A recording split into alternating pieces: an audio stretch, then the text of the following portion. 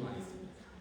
하나님, 이 시간도 사랑하는 주의 자녀들을 주님의 이름으로 축복합니다. 신학가의 심기운 나무들처럼 그 뿌리가 물가에 잘 박혀서 하나님이 주시는 진리의 말씀, 생명의 양식으로 잘 공급받아서 튼튼하게 자라며 하나님이 기뻐하시는 선한 열매 많이 맺혀드리는 귀한 생명들, 귀한 영혼들로 자라가게 해주시기 원합니다.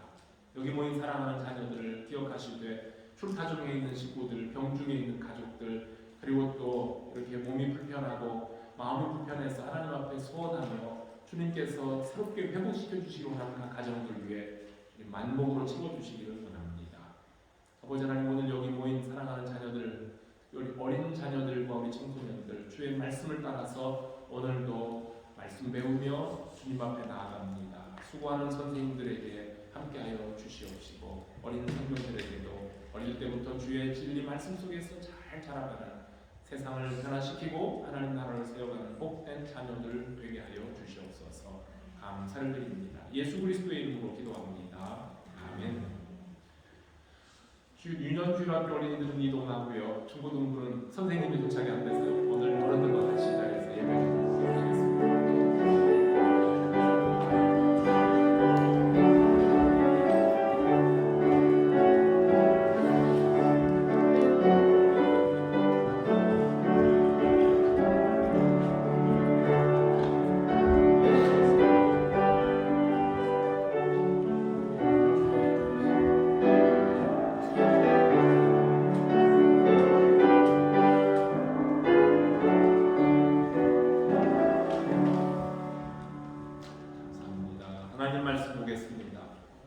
구약성경 스가랴 9장입니다. 스가랴 9장 9절 10절 말씀. 9절 제가 9절 읽고요, 여러분들이 10절을 읽고 같이 보도록 합시다. 시온에 따라 크게 기뻐할지어다. 예루살렘에 따라 즐거이 부를지어다. 보라, 내 왕이 내게 임하시나니 그는 공의로우시며 구원을 베푸시며 겸손하여서 나귀를 타시나니 나귀의 작은 것 곧 나귀 새끼니라. 내가 여호와의 영광과 예루살렘의 말을 끊겠고 전쟁하는 활도 끊으리니 그가 이방 사람에게 평을 도말할 것이요 그의 통치는 바다에서 바다까지 이르고 유브라데 강에서 땅끝까지 이르리라. 아멘. 오늘 이 말씀을 가지고 함께 은혜를 나누고자 합니다. 기도합니다. 주님 감사합니다. 저희들이 주님 말씀 앞에 섭니다. 왕 되신 주님께서 오늘 우리 가운데 임하셔서 우리를 다스리시며 오늘도 말씀으로 우리에게 선포하시는데 저희들이 귀를 기울이고 성령 하나님의 은혜를 따라서 오늘도 겸손하게 말씀을 받고 그 말씀에 순종하며 사는 종들 되게 하여 주시옵소서. 말씀을 듣는 우리 모든 성도들, 주의 말씀을 대언하는 종에게도 같은 은혜가 풍성한 시간 되기를 바라오며 예수님 이름으로 기도합니다. 아멘. 6월이 시작됐고 오늘 6월이 첫 번째 주일입니다. 시간이 좀 빠르다고 느껴지는데 저만 그런지 여러분들도 빨리 간다고 생각하는지 모르겠습니다. 우리 대학생들은 벌써 방학으로 집으로 지금 가고 있는 중이에요. 시험이 아직 안 끝난 우리 학생들은 시험을 마무리 잘 하시기를 바라고요. 이 6월은 우리 대한민국, 우리나라로 치면 지금 일이 참 많은 그 달이기도 해요. 지난 주간에는 각 지방 선거를 마쳤고 또 6월 6일 내일이면은 현충일이에요. 나라를 위해서 희생하신 분들을 기억하는 현충일이고 그 다음에 6월 25일이 되면 또 6.25 전쟁을 기념하면서 나라의 평안과 조국의 번영을 생각하는 달이기도 합니다. 여러분 뉴스를 보셨겠지만 또 북한에서 어제, 그러니까 한국 시간으로는 주일 아침에 북한에서 미사일 8발을 동시다발적으로 35분 만에 쏘았다던가 동해상으로 막 또 쏘아 올렸어요. 무력으로 지금 시위를 하고 있는 중이에요. 뭔가 좀 평안하지 못하도록 자꾸 흔들어 놓는 그런 세상에 우리가 지금 살아가고 있어요. 대한민국에 거주하고 있는 우리 부모 형제들 모두가 다 이 6월달을 하나님께서 주신 은혜로 평안하고 든든히 서가는 달이 되도록 우리도 기도하고 조국에 있는 우리 가족들, 성도들도 기도해야 될 줄로 압니다. 그리고 6월 하면 영국은 여왕 엘리자베스의 즉위 70주년을 기념하는 달이기도 합니다. 지난 주간 영국의 각 도시들 마을마다 플래티넘 주빌리 행사들이 다양하게 펼쳐졌는데 우리 교우들도 크고 작은 행사들에 한번 참석해 보셨습니까? 좋은 시간을 가졌는지 모르겠어요. 우리가 아는 것처럼 영국 이 나라는 17세기에 권리장전을 통해서 확립된 입헌 군주제, 그러니까 constitutional monarchy라고 그렇죠. 헌법에 준수, 헌법에 입각해서 나라를 왕이 이끌어가는 그러한 정치 제도지요. 그래서 헌법이, 영국 법이 정하는 한도 내에서 왕의 권한이, 군주의 권한이 행사되는 정치 제도예요. 그래서 군림하지만 뭐는 안 한다고 그러죠? 군림하지만 통치는 하지 않는다. 이러한 원칙 아래 왕정 제도가 존속하는 좀 독특한 나라가 영국입니다. 입헌 군주제의 왕들은 아주 그냥 무소불위, 그러니까는 왕의 말 한마디면은 사람이 살기도 하고 죽기도 했던 이런 절대적인 왕권을 행사하던 옛날의 왕들처럼 그렇게 왕의 권한을 행사할 수 없고, 지금은 영국 같은 경우는 실질적인 통치권이 내각, 의회, 그리고 누구에게 있냐면 이 총리에게 넘겨져서 왕은 실제적으로는 국정에 개입하지 않습니다. 그렇다고 해서 영국의 왕이 국정에 전혀 개입하지 않는 것은 아니고, 그래도 왕이 총리를 임명할 수 있는 권한이 있어요. 형식적으로. 그 다음에 의회가 뭔가를 중요한 결정을 하면 형식적으로라도 왕이 승인을 해줘야 시행이 돼요. 이렇게 명목상 권한을 행사하고 있고요. 그리고 총리로부터 일주일에 한 번씩 국정을 보고받을 수 있는, 그래도 왕으로서 위엄과 명예를 세워주는 나라가 상징적인 통치자로 있는 왕의 나라, 이것이 지금 영국이죠. 영국의 한 설문조사에 의하면 영국의 군주제, 이 모나르키가 앞으로도 계속 존재해야 되느냐고 응답한 사람이요, 2012년도에 10년 전에는 제법 많았어요. 그때만 해도 80%가 왕제도가 있어도 좋다라고 했는데 10년이 지난 작년 2021년도에는 60%로 떨어졌대요. 인기가 좀 떨어져 가고 있는 거예요. 뭐 로얄 패밀리 안에 여러 가지 좀 스캔들들도 있고 그래서 그러겠죠. 그런데 이것은 또 세대 간의, 젊은이들과 나이 먹은 사람들 간의 차이도 있는데요. 65세 이상의 그래도 어른들 연령에서는 79%가 왕정제도 괜찮아 라고 찬성했지만 18세에서부터 24세, 그러니까 20대쯤 되겠죠. 이 연령들에게서는 어떤 통계에서는 37%가 찬성한다고 했는데, 또 어떤 통계에서는 젊은이들은 31%만이 군주제를 찬성한다라고 별로 인기가 없다는 지금 이야기입니다. 그래도 앞으로 2년만 더 버틴다는 표현이 좀 그래요. 2년만 더 있으면 프랑스의 루이 14세가 왕노로 됐던 그 기간을 제치고 사상 가장 오래 군주로서 머무는 왕이 엘리자베스가 되기 때문에 영국 국민들은 가능하면 영국 여왕 엘리자베스 여왕이 좀 오래오래 살아서 자신들과 함께 하기를 기원하면서 이번 주빌리 잔치를 그래도 성대하게 열고 있는 것 같습니다. 오늘은 엘리자베스 여왕 즉위 70주년 희년 잔치를 하는 그 기간 중에 우리의 진짜 왕, 우리의 참되신 왕 하나님, 그리고 그분의 아들 예수 그리스도의 왕 되심에 관한 말씀을 나누려고 합니다. 오늘 아침 우리가 스가랴 선지자의 글을 읽었습니다.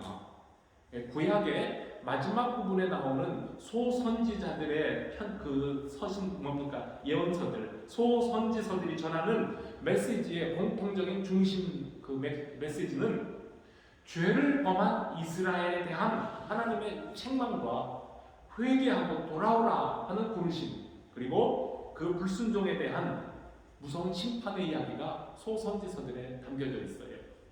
그런데 하나님께서 선지자들을 통해서 선포하신 그 심판, 징계의 레벨이 너무 높아요. 그래서 하나님의 심판을 대신 전달하는 선지자들도 두렵고 놀라울 정도로 무서운 심판의 메시지입니다. 그러나 이 예언의 말씀들은 엄중한 심판으로만 그치지 않고 하나님의 메시지는 언제나 회복으로 나아갑니다.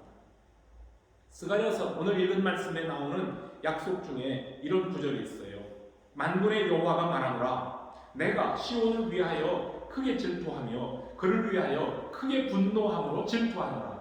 나 여호와가 말하노라. 내가 시온에 돌아왔음즉 예루살렘 가운데 거하리니 예루살렘은 진리의 성읍이라 일컫겠고 만군의 여호와의 산은 성산이라 일컫게 되리라. 스가랴서 8장 2절 3절에 나오는 말씀입니다. 이스라엘이 범한 죄 때문에 하나님의 영광이 예루살렘으로부터 떠나버리셨어요. 그런데 그 하나님의 영광이 다시 돌아오게 될 거라고 약속하시는 거예요. 그때 이스라엘 백성들은 하나님과 깨어져 버렸던 하나님과의 관계를 회복하게 되는데, 하나님과의 관계가 회복된다는 상징적인 의미로서 한 사건이 있는데, 그것이 뭐냐면 예루살렘으로 돌아와 무너진 성전을 새로 건축하는 거예요. 이것이 하나님과의 관계 회복이라는 상징적인 의미입니다. 구약의 이스라엘은 본래 신앙 공동체예요. 성전을 중심으로 하나님을 예배하는 신앙 공동체로 부름을 받은 이스라엘은 하나님의 거룩하심을 따라 거룩함을 지켜야 하는 예배자들입니다. 신명기에서 모세가 백성들에게 선포하여 약속한 것이 있어요. 하나님의 계명에 순종하는 이스라엘은 그들이 들어갈 약속의 땅에서 자손 대대로 누리는 복이 보장되었다고 했어요. 그러나 계명을 거역하고 하나님 외에 다른 신들을 섬기면 하나님의 약속하신 복 대신에 저주가 임할 것이며, 약속하신 그 땅에서 오래 사는 것이 아니라 그 땅에서 속히만 하여 또는 그 땅을 빼앗기고 모든 세계 만민 중에 흩어짐을 당할 것이라고 분명한 계약 속에서 살던 백성들입니다. 안타깝게도 가나안에 정착한 이스라엘은 너무 쉽게 그리고 너무 빨리 하나님의 계명으로부터 떠나가기 시작했습니다. 하나님께서 수많은 선지자들을 보내시며 회개하고 돌아오라고 부르셨지만 목이 뻣뻣하고 마음이 차돌처럼 단단하게 굳어진 이스라엘 백성들은 끝끝내 멸망의 길을 걸어갑니다. 결국 예배와 신앙의 중심지였던 예루살렘 성전, 하나님과의 만남의 자리였던 성전마저 이방인들의 손에 무참하게 깨어지고 하나님과의 관계가 무너져버리는 아픔을 겪게 됩니다.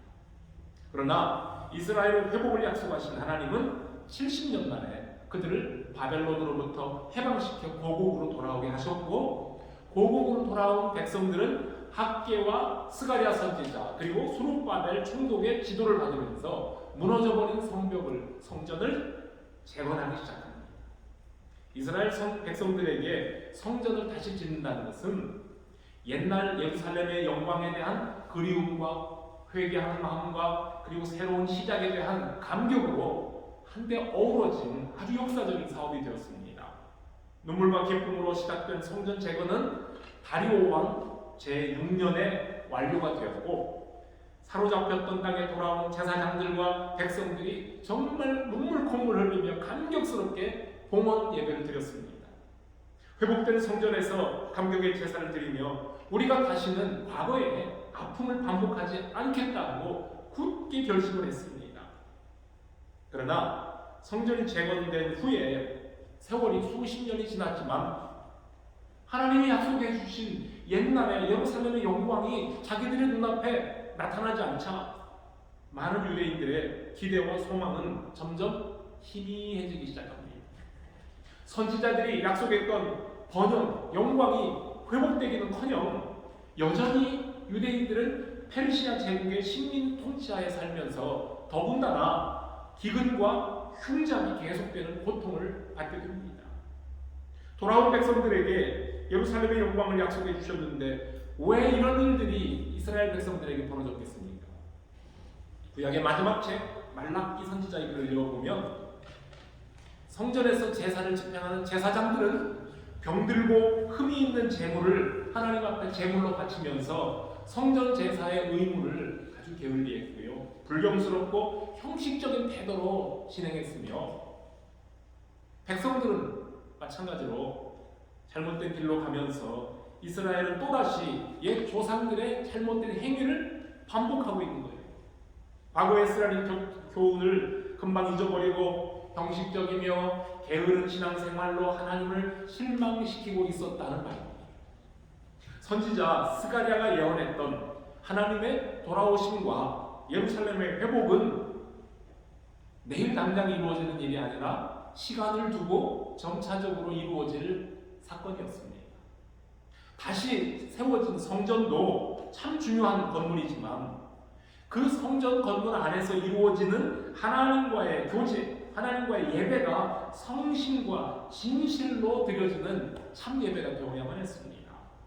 그러나 하나님께 제사하는 사람들은 하나님께 제사를 드리는 소와 양의 피를 바치는 어떤 종교적인 의식, 종교 행위의 대가로 내가 하나님 앞에 제사 드렸으니 하나님은 나에게 뭘 주셔야 됩니다 라는 뭔가 그 무엇에 더 많은 관심이 있었어요.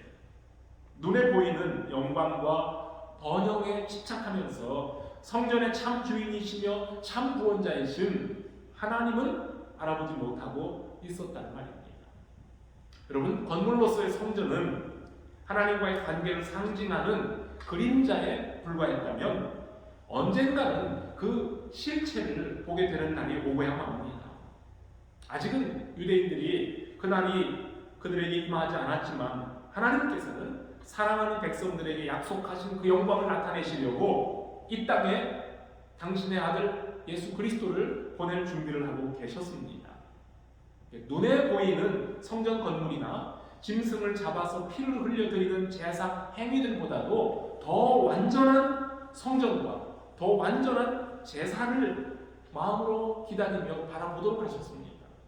결국은 참 성전이신 예수 그리스도가 오심으로 하나님과의 완전한 관계 회복이 이 땅에서 우리들과 함께 이루어지는 것이어야만 했습니다.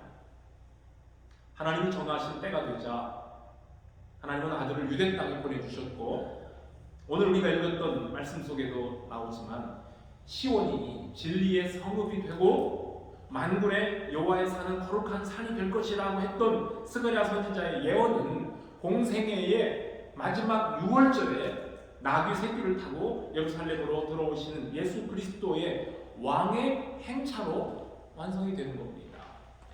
주의 이름으로 부름받고 주의 이름으로 하나님께 예배하고 있는 우리 더러마린 교회 성도 여러분, 주님의 백성으로서 거룩한 삶을 힘써 지켜가시고 하나님께 드리는 예배를 소중하게 여기며 매 주일에 주의 이름으로 모일 때마다 두렵고 떨리는 마음으로 주님 앞에 예배하는 성도들 되시기를 바랍니다. 여러분, 교회가 예수 그리스도의 몸이라 고백하고 있는 우리들은 또한 머리 대신 예수 그리스도의 몸의 한 지체들입니다. 그렇다면 지체들이 서로 사랑하고 아끼며 머리 대신 예수 그리스도의 뜻을 따라 한 마음과 한 몸으로 이루어가는 것이 옳습니다. 그렇게 함으로 우리 안에 거하시는 하나님의 임재를 느끼고 체험하고 성령 하나님께서 오늘도 우리 가운데 계속 임재하시며 일하시는 그 능력, 하나님의 공급하시는 능력을 우리 형제 자매들과 이웃에게 또한 적극적으로 나눌 수 있는 우리 그리스도의 참된 교회로 살아가는 성도 여러분, 그리고 우리 더러마린 교회가 될 수 있기를 바랍니다. 구약의 이스라엘은 하나님이 친히 다스리는 하나님의 왕이신 신정국가였습니다. 세상의 수많은 나라들과 민족 가운데에서 이스라엘이라는 한 나라를 선택하신 하나님은 이렇게 말씀하셨어요. 이스라엘을 향해 말하기를 너희는 나의 백성이 되고 나는 너희의 하나님이 되겠다 라고 하셨습니다. 그래서 하나님께서는 친히 이스라엘의 왕이 되어주시고 그들을 다스리시며 지켜주시겠다고 약속하셨어요. 그럼에도 불구하고 이스라엘은 하나님이 아니라 다른 나라들처럼 우리에게도 눈에 보이는 왕을 좀 세워주십시오, 강력한 왕이 우리를 다스려주고 우리를 위해서 전쟁에 나가 싸워주고 우리를 도와주기를 원합니다라고 우리에게도 왕을 달라고 간청을 했어요. 그래서 우리 하나님은 그들에게도 왕을 주셨어요. 자, 이제 인간 왕을 세우셨다고 해서 하나님이 이스라엘을 다스리시는 왕권을 다 포기해버리신 것이 아니라 인간 왕들에게 왕의 권세를 맡겨주면서 너희가 내 백성을 다스려라 라고 해주신 것 뿐입니다. 이스라엘의 역사를 성경에서 보면 하나님의 뜻에 잘 순종했던 다윗과 같은 참 선한 왕들이 있었지만 대부분의 왕들은 하나님을 거역했고 하나님 백성들 위에 왕의 권력을 가지고 군림하면서 권력으로 많은 이방 임금들처럼 함부로 나라를 다스렸어요. 왕들은 왕들대로, 제사장들은 제사장대로, 백성은 백성들대로 모두가 다 하나님의 뜻과는 거리가 먼 삶을 살아갈 때에 하나님의 마음이 슬픕니다. 세상을 향해 제사장 나라의 사명을 실천하며 살아야 될 백성이 도리어 세상에 거짓되고 허망한 것들을 따라 살면서 하나님의 다스림을 거부할 때 하나님은 그 나라를, 이스라엘 나라를 이방 민족에게 넘겨버리셨고 이방의 왕들에게 다스림을 받게 하셨습니다. 이것이 하나님의 왕 되심, 하나님의 다스리심을 거절한 이스라엘 백성이 겪어야만 했던 고달픈 징벌, 심판이었어요. 몇 주 전에 여러분들에게 말씀을 로마서를 통해서 드렸던 것처럼 하나님을 멀리하고 하나님을 반대하고 하나님 섬기기를 싫어하고 세상의 것들을 좋아하고 우상을 숭배하고 함부로 살 때에 하나님은 그들을 어떻게 하셨다고요? 내버려 두시고, 그래 한번 그렇게 너희들이 하나님 없이 살아봐라. 그 삶이 어떤지 너희들이 직접 겪어봐라 라고 하신다. 그래서 이스라엘 백성들도 그렇게 하나님께서 한 순간 동안 버려두셨어요. 그렇지만 하나님은 그 백성들을 불쌍히 여깁니다. 그래서 약속한 그 기간에 70년 후에 고국으로 고향 땅으로 되돌려 보내셨고 이스라엘 예루살렘의 영광을, 이전 영광을 회복하시겠다고 약속하시면서 그들을 다스리기 위해 오국의 대실, 즉 그들을 다스리실 왕, 오실 왕에 대하여서 이렇게 말씀하신 거예요. 그것이 오늘 아침에 읽었던 스가랴의 9장 9절 10절입니다. 같은 정리 한번 다시 오늘 본문 말씀 스크린에 펼쳐볼래요? 9절 10절입니다. 시온에 따라 크게 기뻐할지어다. 예루살렘에 따라 즐거이 부를지어다. 보라, 내 왕이 내게 임하시나니. 그랬어요. 보라, 내 왕이 내게 임하시나니 그는 공의로우시며 구원을 베푸시며 겸손하여서 나귀를 타시나니 나귀의 작은 것 곧 나귀 새끼니라. 내가 에브라임의 병고와 예루살렘의 말을 끊겠고 전쟁하는 활도 끊으리니 그가 이방 사람에게 화평을 전할 것이요 그의 통치는 바다에서 바다까지 이르고 유라데강에서 땅끝까지 이르리라. 이것이 문자적으로 다시 회복될 이스라엘의 영광에 대한 하나님의 약속이었어요. 여러분, 예루살렘에 오시는 그 왕, 오늘 스가랴에서 나왔던 그 왕은 나귀의 새끼를 타고 오신다고 했어요. 그분이 누구셔요? 예루살렘 성으로 들어가실 때 나귀의 새끼를 타신 예수 그리스도입니다. 여러분, 전에 말씀드렸습니다. 왜 예수님이 하필이면 나귀의 새끼를 타고 오셔야만 했습니까? 왜 예수님이 다 큰 덩치 큰 어른이 어린 나귀 새끼를 타고 우스꽝스러운 모습으로 예루살렘 성으로 들어오시는 그러한 퍼포먼스를 하셨겠습니까? 이스라엘의 역사와 문화를 이해하면 나귀 새끼를 탄 하나님의 왕 아들 이스라엘 예수님이 이해가 됩니다. 전에 읽어봤던 책, 장제일이라는 목사님이 예루살렘에서 공부하신 분이 쓴 책 중에 이런 내용이 나와요. 한번 참고해 봅시다. 이게 전통적으로 이스라엘에서는 군인들이, 왕들이 타고 다니는 높은 말이 나지 않습니다. 이스라엘 땅에서 나는 것은 뭐냐면 토종 나귀예요. 그래서 구약 성경을 보면 이스라엘의 왕들이나 귀족들이나 모든 사람들은 나귀를 타고 이동을 하고 있어요. 왕들도 나귀를 타고 이동을 했어요. 한마디로 말이나 낙타가 외국에서 들어오는 짐승이라면 나귀는 이스라엘의 토종 짐승입니다. 그래서 이스라엘 왕이 외국에서 들어온 말을 타는 것은 이스라엘 사람들의 개념상 맞지 않는 조합이에요. 그래서 이스라엘 왕은 이스라엘의 토종 짐승을 타야 돌아요. 우리 한국 사람들이 좋아하는 신토부리. 그렇죠? 네. 또한 나귀는 이스라엘 백성들과 아주 특별한 관계가 있어요. 어떤 관계일까요? 유대인들의 랍비 전통에 의하면 모든 이스라엘에 있는 짐승들 가운데 이스라엘 백성들이 출애굽할 때에 사람들만 나온 게 아니라 짐승들도 물건들도 같이 다 끌고 나왔단 말이에요. 그런데 그때에 이스라엘 사람들의 히브리인들의 짐을, 물건을 실어 날라준 짐승은 나귀입니다. 그래서 이스라엘과 나귀의 연관성은 아주 특별한데 이것 때문에 레위기에서도 보면 출애굽기에서도 보면 나귀는 부정한 짐승이에요. 정하고 부정한 것으로 나눌 때 나귀는 부정한 짐승임에도 불구하고 발굽이 갈라지지 않았기 때문에 그러나 나귀만 하나는 첫 새끼를 구별하여 대속하는 유일한 짐승이 나귀예요. 이게 이스라엘 백성들과 나귀와의 연관성이 있는 거예요. 또한 나귀는 다른 사람들의 구유에서는 즉 먹이통에서는 절대로 먹지 않고 꼭 자기 주인의 구유에서만 먹는 짐승으로 인식이 된답니다. 그래서 이사야 선지자는 나귀의 이러한 습관과 이 연결을 시켜서 하나님을 떠난 배반하는 이스라엘 백성들의 불충성에 대해서 책망할 때 뭐라고 했냐면요. 이사야 1장 3절에 그런 말씀이 나와요. 소는 그 임자를 알고 나귀는 주인의 구유를 알건만은 이스라엘은 알지 못하고 나의 백성은 깨닫지 못하는도다 그랬어요. 언젠가 이 말씀을 가지고 여러분들에게 또 말씀 전해보도록 하겠습니다.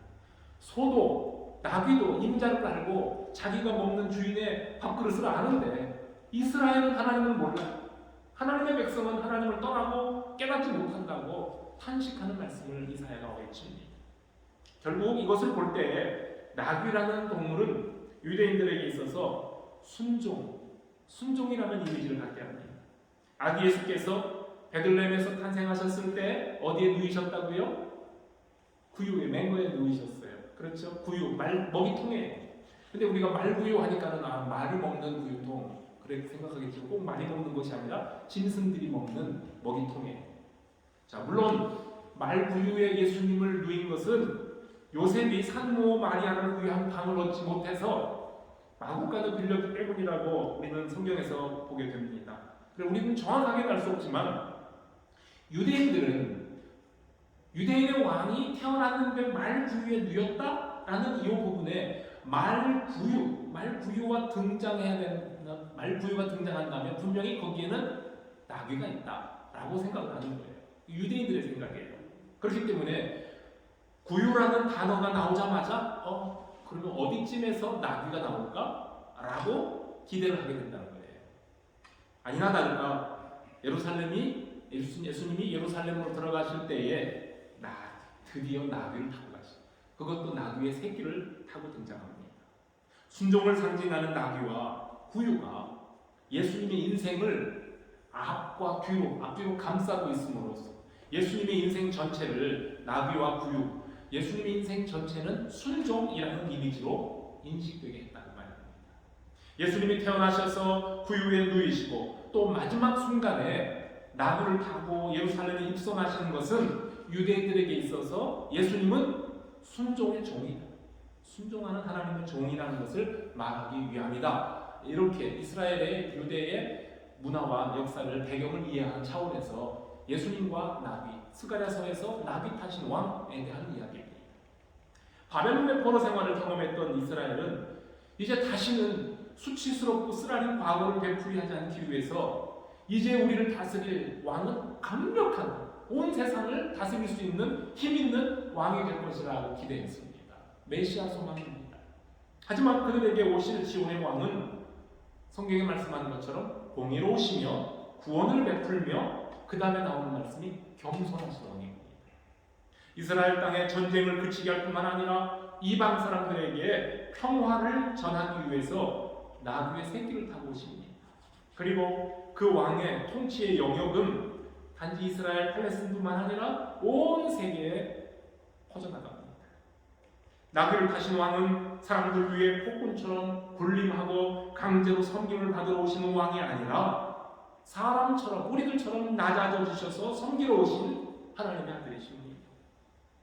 역대 이스라엘 왕들처럼 하나님의 뜻에 거슬리고 불순종하던 왕이 아니라 아버지의 뜻에 순종하여 죄인을 구하시려고 십자가를 지신 예수님께서 저와 여러분의 왕으로 오셨습니다. 이것이 바로 오늘 본문에 나오는 것처럼 시온의 딸들, 예루살렘의 딸들이 기쁨으로 크게 노래해야 될 이유였습니다. 여러분, 나귀를 타고 오셨던 그 왕이 우리에게도 오십니다. 그 왕이 우리 성령 하나님을 통하여 계속 지금도 우리에게 오고 계십니다. 그 왕이 여러분들의 마음에 들어오시고 여러분과 함께 자리를 잡고 계시며 여러분들을 다스리시길 꼭 믿고 순종하며 살기를 바랍니다. 경배해야 할 하나님 대신에 다른 것을 경배하며 왕의 다스림을 거절하는 죄, 옛날 이스라엘의 죄가 옛날처럼 지금도 똑같은 모양으로 반복됩니다. 하나님의 백성인 우리 그리스도인들도 내일에 대한 염려되고 궁금하고 두려울 때가 있습니다. 하나님을 신뢰하고 그리스도의 은혜와 사랑을 믿고 살고 있지만 물질과 건강과 성공과 같은 현실적인 문제들이 우리를 압박해올 때에 신앙과 현실 사이에서 갈등하면서 연약한 모습을 보일 때도 있습니다. 그럴 때마다 이중적인 내 자신의 모습을 보며 자신을 탓하고 낙심될 때가 있어요. 주일마다 교회에 와서 예배드리며 교인들과 교제를 나누고 있는 것, 그런 것 말고는 불신자들과 별로 다를 것이 하나도 없어 보이는 내 자신의 모습을 발견하고 과연 내 신앙, 내 믿음이 옳은가? 라는 의문이 들 때도 있습니다. 지금 내 생각과 일상의 삶을 주관하며 나를 다스리는 왕이 누구인지 꼭 확인해 보시기 바랍니다. 이스라엘 백성에게는 하나님 대신 바알과 아세라가 더 매력적으로 보일 때가 많았어요. 하나님 대신 이 세상의 번영과 성공, 강력한 카리스마와 인기와 사람들의 희생과 부러운 눈총이라는 것들이 어느새 내 마음을 지배하고 내 인생을 이끌어가고 있다는 것을 발견했다면 그런 것들을 아쉬워하지도 말고 아끼지도 말고 홀을 다 벗어 던지시길 바랍니다. 그런 것들이 결국은 어떤 힘이 돼요. 그 힘이 다른 사람들보다 더 높은 자리에 올라 군림하고픈 욕망을 가져다 줍니다. 하나님의 다스림에 순종하는 것이 아니라 이 세상에 힘이 주는 위안과 평안함을 누리고자 한다면 바로 그런 것들이 나를 다스리는 왕이 되어버리고 말았다는 말입니다. 앞날이 불확실하고 불투명할지라도 하나님께서 언제나 나와 함께 하시며 나의 갈 길과 나의 앞을 인도하고 계심을 믿고 오늘도 전진하시기를 바랍니다. 이스라엘이 광야를 여행할 때에 불과 구름 기둥으로 앞서 행하셨고 갈 길을 지시하시고 장막 칠 곳을 친히 예비하셨던 그 하나님께서 광야와 같은 삶을 살아가는 저와 여러분들에게 지금도 함께 하심을 신뢰하며 감사함으로 살아가시기를 바랍니다. 자, 오늘은 설교 마치고 마지막 찬송 70장 피난처 있으니 환난을 당한 자 이리 오라, 이 찬송을 부릅니다. 한국 교인들이, 한국 사람들이 영국에서 이 찬송을 부르면 영국 교인들이 좀 코리안들이 무슨 특별한 날인가, 왜 우리 국가를 불러? 라고 이상하게 생각을 하고요, 어리둥절해 하고요. 또 이 곡이 70장 이 곡이 이건 영국 국가인데 영국 국가 곡조라는 것을 아는 한국 교인들은 역시 왜 교회에서 예배 시간에 왜 이 찬송을 이 노래를 부르지? 라고 또 멋쩍어하기도 합니다. 여러분들이 아는 것처럼 이 피난처 있으니 이 찬송은 God Save the Queen이죠. 하나님 우리 왕을 도와소서라는 이번 주빌레 축제에서 얼마나 많이 불렀을까요? 그렇죠? 여러 번 들었을 거예요. 여기저기서 많이 들었을 거예요. 영국 국가와 같은 선율이에요. 맞아요. 그런데 이 곡은 이 배경을 보면 1745년도, 상당히 오래됐어요. 1745년도에 영국 왕립극장에서 연주된 이후로 영국의 국가로 자리 잡고 불리우게 됐다는 겁니다. 그런데 그 후에 신생국가 미국에서 이 선율을 따라서 자기들끼리 애국 찬송가 우리나라는 주님의 것이라는 가사로 미국인들이 사용하다가 미국 연합 감리교회 찬송가에 아메리카라는 공명으로 통용이 됐어요. 그래서 우리 찬송가 70장 윗부분에 보면 아메리카라고 써 있어요. 거기에요. 예. 그리고 옛날 미국 선교사들의 영향을 받았던 우리나라에서도 이 곡조에다가 시편 46편 1절로부터 3절의 내용을 담아 올린 거예요.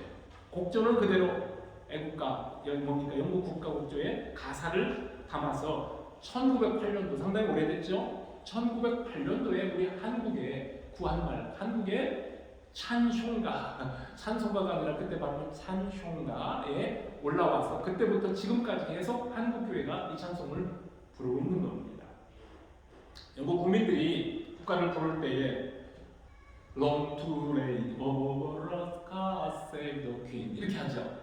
얼마나 부를 때마다 이 찬송을, 이 노래를 많이 불러요. 이 사람들이 아주 열창을 하고 어떤 사람은 정말 진심으로 하나님께 기도하는 마음으로 이 찬송을 열심히 불렀더니 엘리자베스 여왕이 영국 역사상 가장 장수하는 왕이 지금 되고 있잖아요.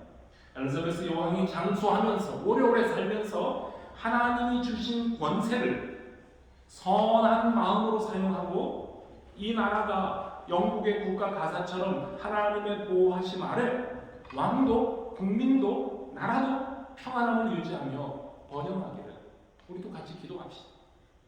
이제 96세 노령이 된 엘리자베스 여왕은 건강상 외출이 쉽지 않아서 엊그제 세인트폴 성당에서 드려졌던 감사 예배 자리에도 못 나왔잖아요. 그렇죠? 그리고 또 어제 콘서트에서도 못 나왔다고 그랬죠? 네, 그랬 들었어요. 네. 이 세상의 군왕들, 엘리자베스 여왕을 비롯해서 세상의 왕들은 그가 선한 왕이든 악한 왕이든 하나님이 허락하신 한도 내에서만 그 자리를 지킬 수 있습니다. 그렇지만 참되신 우리 왕 예수 그리스도는 영원토록 변함이 없으신 만왕의 왕이시며 만주의 주인이시다. 이런 분을 왕으로 모신 여러분들은 참으로 복된 천국 백성들입니다.